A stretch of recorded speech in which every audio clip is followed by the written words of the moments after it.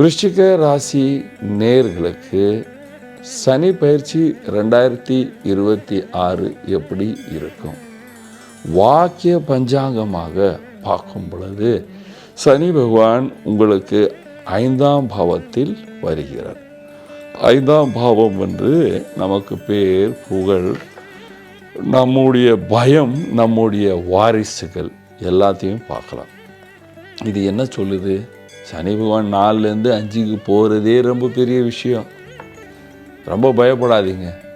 உங்கள் வாரிசுகள் சந்தோஷமாக இருப்பார்கள். சிறிய சிறிய சீதளம் வருது, நோய் வருது, சிறிய ஜுரம் வருது, இந்த மாதிரியெல்லாம் இருக்கும் தவிர ரொம்ப பெருசாக எதுவும் வராது. அவங்க ஜாதகத்திலேயே ஏதாவது மாரகாதிபதி தசை இருந்தால் அது வேறு விஷயம், தவிர அந்த மாதிரி பெருசாக ஒன்றும் செய்யாது. ஆனால் சனி 5இல் வரும் பொழுது நாம் தேவையில்லாமல் பேசினேன். ஏன்னா விருச்சிக ராசிக்காரர்கள் பல பேர், அதுவும் கேட்டை நட்சத்திரம் உள்ளவர்கள், அனுஷ நட்சத்திரம் உள்ளவர்கள் தேவையில்லாமல் சில நேரம் பேசிக்கொண்டு விரோதத்தை வளர்த்தி கொள்வார்கள். அதனால் நான் உண்மைதான் பேசினேன் என்று வீண் விவாதத்தை செய்வார்கள். இந்த மாதிரி விவாதம் செய்யும் பொழுது உங்களுடைய பேர் கெடும். ஆனாலும் பண வருமானம் இருந்து கொண்டே இருக்கும்.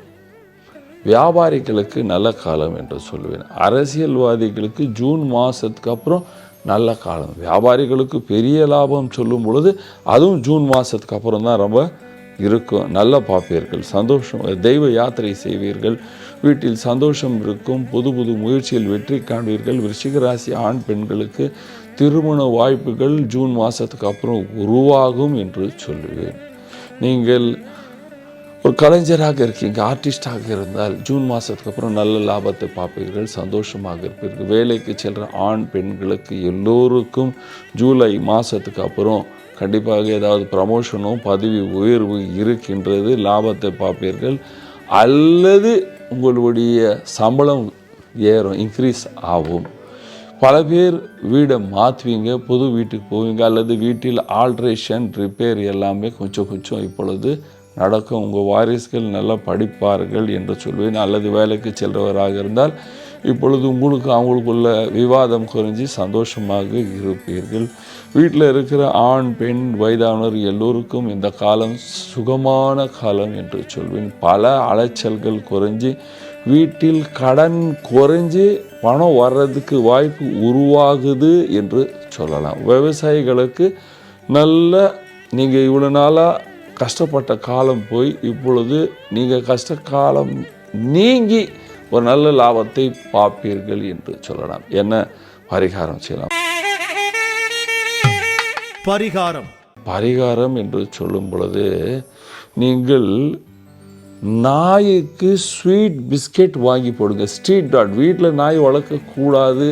பல பேர் நமக்கு விரோதமாக பேசுவார்கள், பேசுங்க, அதுதான் தர்மசாஸ்திரம். வீட்டில் நாய் வளர்க்கக்கூடாது. வீட்டுக்கு வெளியே தெரு டாகுக்கு ஸ்வீட் பிஸ்கெட் வாங்கி கொடுங்க. இல்லைன்னா எங்கேயாவது 10-20 நாயை வளர்க்குறாங்க யாராவது, அங்கே போய் அவனுக்கு ஸ்வீட் பிஸ்கெட் கொடுங்க. 1.